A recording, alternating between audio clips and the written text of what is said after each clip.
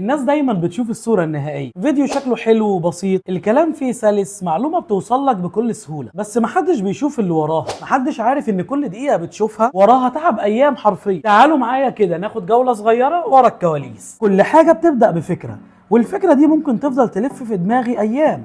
بفكر ازاي اطلع بحاجة تساعد اي اب وام في مشوار التربية، ازاي تكون حاجة حقيقية من قلب البيوت والمواقف اللي عايشين فيها كل يوم. بعدها ابدأ ادور واقرأ وراجع عشان لما اقول كلمة او معلومة اكون متأكد انها صح، معلومة وفقا لمراجع علمية وخبرات حياتية وعملية، بس بقدمها بطريقة بسيطة توصل لأي حد بيسمعني. ومن هنا بتبدأ معايا المعركة الحقيقية، السكريبت.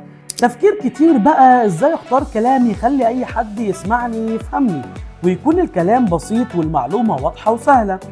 هدفي الام البسيطة اللي يمكن ما كملتش تعليمها تفهم وتطبق.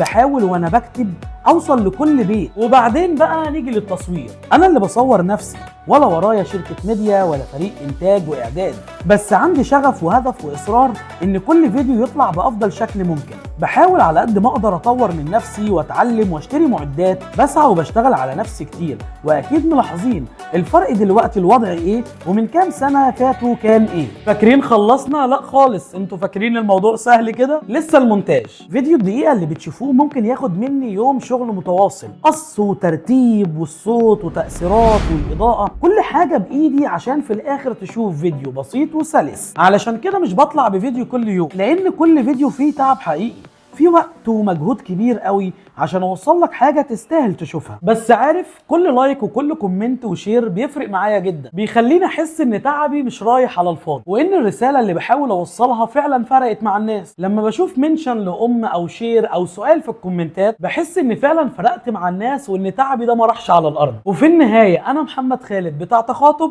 وبيكم هكمل. سلام.